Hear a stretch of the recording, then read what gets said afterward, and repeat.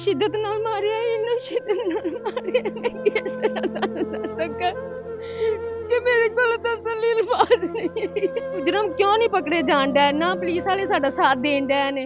5 बच्चों के बाप को बेदर्दी के साथ कत्ल कर दिया गया। मेरे साथ मकतूल नसीर के ये 2 माजूर बच्चे, उसकी अहलिया, उसकी वालिदा मौजूद है जो कि इस वक्त गम में निडाल है। आइए इनसे बात करते हैं कि जब इनके बेटे को कत्ल किया गया और किस तरह से कत्ल किया, वो कातिल कौन थे, क्या दुश्मनी थी जो इतनी बेदर्दी के साथ कत्ल कर दिया गया। माँ जी, ਤੁਹਾਡੇ बेटे ਨੂੰ ਕਿਹਨਾਂ ਨੇ ਕਤਲ ਕੀਤਾ ਜੇ। ਮੇਰੇ ਬੇਟੇ ਨੂੰ ਜਾਸਤੀ ਨਾਲ ਹੀ ਮਾਰਿਆ, ਸੱਦ ਕੇ ਦੇਖ ਰਹੇ ਨੇ ਮਾਰਿਆ, ਘਰ ਫੋਨ ਕਰਕੇ ਸੱਦਿਆ ਤੇ ਕੰਮ ਕਰਾਉਣ ਵਾਸਤੇ, ਤੇ ਕੰਮ ਉਹਨੇ ਕੀਤਾ ਕੋਨੇ ਮਾਰਨ ਲੱਗ ਪਿਆ। ਬੇਗੁਨਾਹ ਨੂੰ ਮਾਰਿਆ, ਬੇਦੋਸ਼ੀ ਨੂੰ ਰੋਜ਼ਾ ਰੱਖਿਆ। ਬਸ ਮੇਰੇ ਦੁੱਖ ਤੋਂ ਨਹੀਂ ਹੋਗਾ ਨਾ, ਕੀ ਕਰਨਾ, ਮੈਨੂੰ ਕੋਈ ਗੱਲ ਨਹੀਂ ਚਾਹੁੰਦੀ, मैंने बस मेरा दिमाग ही काम कर रहा।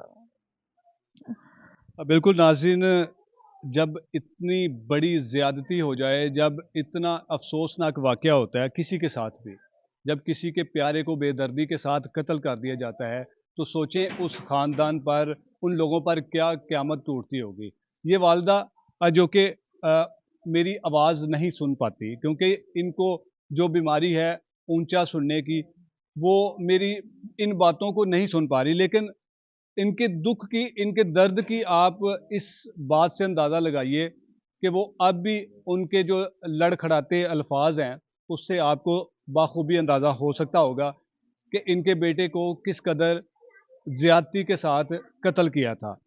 उनकी अहलिया से बात करते हैं कि इनके साथ इनका शोहर आखिरी बार क्या बात करके गया था और उसने क्या बताया था कि मैं आज कहाँ काम के लिए जा रहा हूँ, फिर उसके बाद वो वापस ही नहीं आया।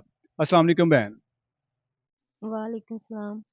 अच्छा, ਮੈਨੂੰ ਤੁਸੀਂ ਇਹ ਦੱਸੋ ਕਿ ਨਸੀਰ ਜਦੋਂ ਘਰ ਕੰਮ ਤੋਂ ਗਿਆ ਸੀ ਜਾਂ ਜਿੱਥੇ ਉਹਨੂੰ ਕਾਲ ਆਈ ਸੀ, ਤੁਹਾਨੂੰ ਉਹਨੇ ਕੁਝ ਦੱਸਿਆ ਸੀ ਕਿ ਮੈਂ ਅੱਜ ਕਿੱਥੇ ਕੰਮ ਕਰਨ ਜਾਣਾ ਜੇ। ਉਸ ਟਾਈਮ ਨਹੀਂ ਦੱਸਿਆ ਸੀ, ਦੁਕਾਨ ਤੇ ਸਨ, ਦੁਕਾਨ ਤੋਂ ਗਏ ਨੇ, ਅਫਤਾਰੀ ਦਾ ਟਾਈਮ ਸੀ ਜਿਸ ਟਾਈਮ ਕਾਲ ਆਈ ਹੈ। ਉੱਥੇ ਲੜਕੇ ਹੈ ਸਨ ਤੇ ਉਹਨਾਂ ਨੇ ਮਨਾ ਕੀਤਾ, ਉਸਤਾਦ ਨਾ ਜਾਓ, ਅਫਤਾਰੀ ਦਾ ਟਾਈਮ ਹੋ ਗਿਆ। ਕਹਿੰਦੇ ਨੇ 1 ਮਿੰਟ ਮੈਂ ਉਹਨਾਂ ਦਾ ਕੰਮ ਕਰਕੇ ਆਈ ਹਾਂ ਨਾ। ਉਹਨਾਂ ਦਾ ਦਿਲ ਤੇ ਇੰਨਾ ਮੁਖਲਸ ਸੀ, ਇੰਨੇ ਅੱਛੇ ਇਨਸਾਨ ਸਨ ਕਿ ਉਹਨਾਂ ਨੂੰ ਪਤਾ ਹੀ ਨਹੀਂ ਸੀ ਜ਼ਾਲਮਾਂ ਨੇ ਧੋਖੇ ਨਾਲ ਸਾਨੂੰ ਮੈਨੂੰ ਬੁਲਾ ਕੇ ਮੇਰੇ ਨਾਲ ਇਹ ਜ਼ਿਆਦਤੀ ਕਰਨੀ ਹੈ। ਉਹ ਗਏ ਨਹੀਂ, ਉਹਨਾਂ ਨੇ ਜਲਦੀ ਨਾਲ, ਉਹਨੇ ਆਪਣੇ ਸ਼ਾਗਿਰਦ ਨੂੰ ਕਿਹਾ ਕਿ ਜਾ ਇਹਨਾਂ ਦੇ ਪੱਖੇ ਸਹੀ ਕਰ, ਆਪ ਬਾਹਰ ਹੀ ਖੜੇ ਨੇ। ਉਹਨਾਂ ਨੇ ਆਣ ਕੇ ਉਹਨਾਂ ਦੀ ਮੋਟਰਸਾਈਕਲ ਦੀ ਚਾਬੀ ਖੋਹ ਕੇ ਉਹਨੂੰ ਅੰਦਰ ਖਿੱਚ ਕੇ ਲੈ ਗਏ ਨੇ। ਜਾਂਦੇ ਦਰਵਾਜ਼ਾ ਬੰਦ ਕਰਕੇ ਸ਼ਿੱਦਤ ਕਰਨਾ ਸ਼ੁਰੂ ਕਰ ਦਿੱਤਾ। ਰੋਜ਼ੇ ਦੀ ਹਾਲਤ ਵਿੱਚ ਸਨ। ਉਹਨੂੰ ਕਹਿੰਦੇ ਨੇ ਅੰਦਰ ਆ, ਮੈਂ ਤੁਹਾਡਾ ਅਫਤਾਰੀ ਦਾ ਇੰਤਜ਼ਾਮ ਕੀਤਾ ਹੈ। ਉਹਦਾ ਅਫਤਾਰੀ ਦਾ ਇੰਤਜ਼ਾਮ, ਉਹਨੂੰ ਮਾਰਨਾ ਸ਼ੁਰੂ ਕਰ ਦਿੱਤਾ ਨੇ। ਉਹਨਾਂ ਨੇ ਇੰਤਜ਼ਾਮ ਕੀਤਾ ਸੀ। ਹਾਂਜੀ, ਇੰਨੀ ਸ਼ਿੱਦਤ ਨਾਲ ਮਾਰਿਆ, ਇੰਨੀ ਸ਼ਿੱਦਤ ਨਾਲ ਮਾਰਿਆ, ਮੈਂ ਕਿਸ ਤਰ੍ਹਾਂ ਤੁਹਾਨੂੰ ਦੱਸ ਸਕਾਂ ਕਿ ਮੇਰੇ ਕੋਲ ਦੱਸਣ ਲਈ ਅਲਫਾਜ਼ ਨਹੀਂ ਹੈ। नाज़रीन, अगर उस मकतूल की तस्वीरें, जो कि मुझे रिस्ट्रिक्शन होती है सोशल मीडिया की कि इस तरह की चीज़ें हम नहीं वायरल कर सकते, नहीं आपको दिखा सकते, यकीन करें उस मकतूल के जिस्म की कोई हड्डी ऐसी नहीं थी जो ना टूटी हो।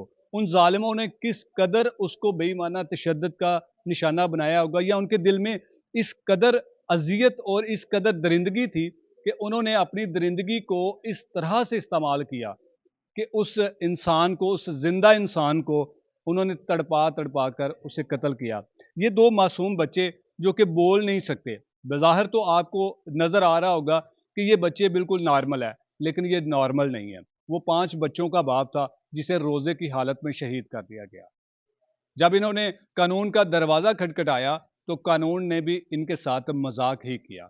उनकी अहलिया ज़ारो कतार रो रही है क्योंकि उनके कंधों पर बहुत बड़ा बोझ है। एक वालिद जो होता है वो अपने बच्चों के लिए किस कदर दिन रात मेहनत करता है कि मैं अपने बच्चों का बेहतर मुस्तकबिल कर सकूं, लेकिन इन बच्चों को क्या पता था कि इस बार जो ईद आएगी वो हमारे लिए ईद नहीं बल्कि क़यामत का मंजर पेश करती होगी। बाजी की गल हुई सी आखिरी बार ਤੁਹਾਡੀ? ਘਰੋਂ ਜਦੋਂ ਗਏ ਨੇ, ਉਹਨਾਂ ਨੇ ਆਖਰੀ ਵਾਰ ਇਹ ਗੱਲ ਕੀਤੀ ਸੀ, ਘਰੋਂ ਪੈਸੇ ਲੈ ਕੇ ਗਏ ਸਨ ਲੱਖ ਤੋਂ ਕੁਛ ਉੱਤੇ ਹੀ ਪੈਸੇ ਸਨ ਉਹਨਾਂ ਦੀ ਜੇਬ ਦੇ ਵਿੱਚ ਸੀ, ਸਲਵਾਰ ਵਾਲੀ ਜੇਬ ਵਿੱਚ ਸੀ, ਪਰਸ ਵਿੱਚ ਸਨ। ਤੇ ਉਹਨੇ ਕਿਹਾ ਕਿ ਮੈਂ ਨਾ ਅੱਜ ਰਾਤ ਅਸੀਂ ਜਾਣਾ ਹੈ ਕੁਜਰਾਂ ਵਾਲੇ ਸਮਾਨ ਲੈਣ, ਕੁਜਰਾਂ ਵਾਲੇ ਸਮਾਨ ਲੈ ਕੇ ਮੈਂ ਸਵੇਰ ਨੂੰ ਆਈ ਆਂਗਾ। ਮੈਂ ਤੇ ਇਸ ਚੱਕਰ ਵਿੱਚ ਰਹੀ ਕਿ ਉਹਨਾਂ ਨੇ ਰਾਤ ਨੂੰ ਜਾਣਾ ਹੈ ਸਮਾਨ ਲੈਣ ਤੇ ਇਸ ਲਈ ਨਹੀਂ ਆਏ। ਲੇਕਿਨ ਮੇਰਾ ਦਿਲ ਜਿਹੜਾ ਸੀ ਉਹ ਨਹੀਂ ਸੀ ਮੁਤਮਨ ਹੋਣ ਡਿਆ ਕਿ ਸਮਾਨ ਲੈਣ ਗਏ ਨੇ।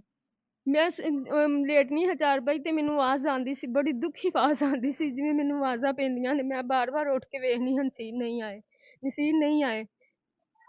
ਸੁਬਾਹ ਹੋਈ ਹੈ, ਸੁਬਾਹ ਹੀ ਪੈਗਾਮ ਮਿਲ ਗਿਆ ਕਿ ਨਸੀਰ ਨਾਲ ਤੇ ਆਹ ਹਾਦਸਾ ਹੋ ਗਿਆ ਹੈ। ਬੜਾ ਜ਼ੁਲਮ ਉਹਨਾਂ ਨੇ ਕੀਤਾ ਮੇਰੇ ਸ਼ੌਹਰ ਨਾਲ, ਬੜੇ ਹੀ ਜ਼ੁਲਮ ਕੀਤਾ ਹੈ। ਮੇਰਾ ਸ਼ੌਹਰ ਇੰਨਾ ਪਾਕ, ਇੰਨਾ ਸਾਫ਼, ਇੰਨੇ ਹਯਾ ਵਾਲੀ ਉਹਦੀ ਨਜ਼ਰ, ਹਰ ਘਰ ਹਰ ਗਾँव ਦੇ ਵਿੱਚ ਉਹ ਜਾਂਦੇ ਸਨ, ਕਦੀ ਉਹਨਾਂ ਨੇ ਨਜ਼ਰ ਚੁੱਕ ਕੇ ਕਿਸੇ ਧੀ ਭੈਣ ਵੱਲ ਨਹੀਂ ਸੀ ਵੇਖਿਆ। ਬਜ਼ੁਰਗਾਂ ਦਾ ਇੰਨਾ ਹਯਾ ਕਰਦੇ ਸਨ, ਜਿੰਨੀਆਂ ਵੀ ਮਸਜਿਦਾਂ ਨੇ ਉਹਨਾਂ ਦੇ ਕੰਮ ਫ੍ਰੀ ਕਰਦੇ ਸਨ। ਬਾਜੀ ਕੀ ਦੁਸ਼ਮਣੀ ਸੀ ਕਿ ਉਹਨੂੰ ਇੰਨੀ ਬੇਦਰਦੀ ਦੇ ਨਾਲ ਕਤਲ ਕੀਤਾ? ਕੋਈ ਦੁਸ਼ਮਣੀ ਨਹੀਂ ਹੈਗੀ ਸੀ, ਪਤਾ ਨਹੀਂ ਉਹ ਜ਼ਾਲਮ ਦਰਿੰਦਾ ਸੀ, ਪਤਾ ਨਹੀਂ ਉਹਨੂੰ ਕੀ ਮਸਲਾ ਸੀ। ਸਾਨੂੰ ਇਹ ਤੇ ਦੱਸੇ। ਉਹ ਆਖਰੀ ਵਕਤ ਵੀ ਕਹਿੰਦਾ ਸੀ ਕਿ ਮੈਨੂੰ ਇਹ ਦੱਸੋ ਮੇਰਾ ਜ਼ੁਲਮ ਕੀ ਹੈ, ਮੇਰਾ ਗੁਨਾਹ ਕੀ ਹੈ, ਮੇਰੇ ਨਾਲ ਕਿਉਂ ਇੰਨਾ ਜ਼ੁਲਮ ਕਰਨ ਦਿਆ, ਅੱਜ ਮੇਰਾ ਗੁਨਾਹ ਕੀ ਹੈ, ਮੈਨੂੰ ਦੱਸੋ।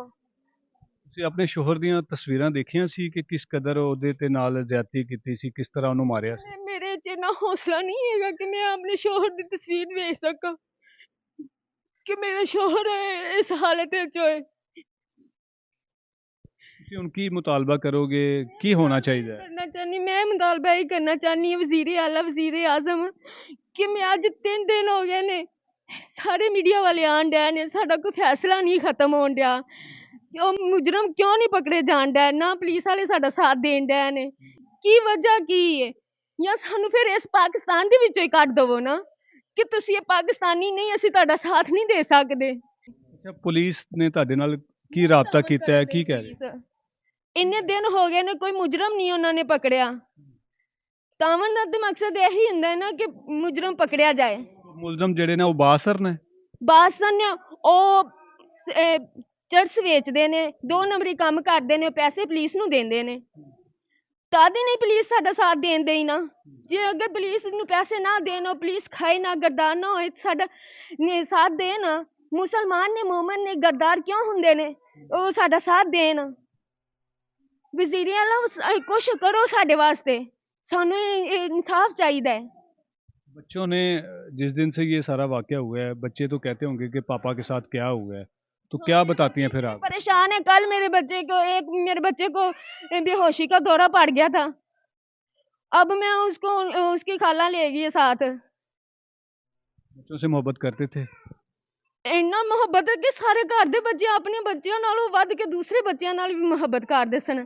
ਆਪਣੇ ਬੱਚਿਆਂ ਦੇ ਤੇ ਇੰਨਾ ਕੁ ਮੁਹੱਬਤ ਕਰਦੇ ਸਨ ਕਿ ਸਵੇਰ ਉੱਠਣਾ, ਉਹਨਾਂ ਬੱਚਿਆਂ ਦੇ ਮੂੰਹ ਚੁੰਮਣੇ, ਉਹਨਾਂ ਨੂੰ ਗਲੇ ਨਾਲ ਲਾਣਾ, ਫਿਰ ਉਹਨਾਂ ਨੇ ਕੋਈ ਹੋਰ ਕੰਮ ਕਰਨਾ ਹੈ। ਇਹ ਜਿਹੜੇ ਤੁਹਾਡੇ ਮਾਜ਼ੂਰ ਬੱਚੇ ਨੇ, ਇਹਨਾਂ ਨੂੰ ਕੀ ਮਸਲਾ ਹੈਗਾ, ਕਿਸ ਕਿਸਮ ਦੀ ਮਾਜ਼ੂਰੀ ਹੈਗੀ ਹੈ? ਇਹਨਾਂ ਨੂੰ ਭਾਈ ਪੱਠਿਆਂ ਦੇ ਜ਼ਿਹਨੀ ਤਵਾਜ਼ਨ, ਥੋੜਾ ਜਿਹਾ ਪੱਠਿਆਂ ਦਾ ਮਸਲਾ ਹੈਗਾ ਇਹਨਾਂ ਨੂੰ।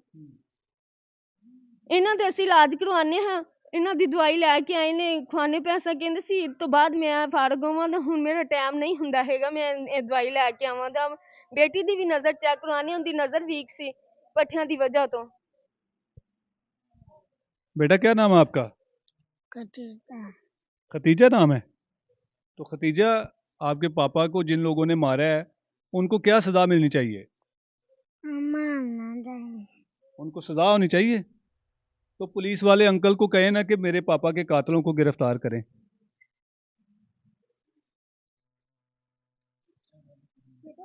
बच्चों को क्या लगे कि किस तरह सजा क्या होती है, पकड़ना क्या होता है, लेकिन ये मासूम बच्चे जो स्पेशल चाइल्ड हैं, आपसे सिर्फ इनकी आवाज़ मैं एक्सप्लेन करता हूँ कि आप इन ज़ालिमों को जितनी जल्दी हो सकता है वो गिरफ़्तार करें। आपने मकतूल की अहलिया की ज़ुबानी सुना कि पुलिस इनके साथ किसी किस्म का तावन नहीं कर रही। अगर पुलिस चाहे तो मुल्ज़मान को कब्र से भी निकाल सकती है, लेकिन जब पुलिस ऐसे मुल्ज़मान के साथ मिल जाए तो फिर उसके क्या ही कहने हैं।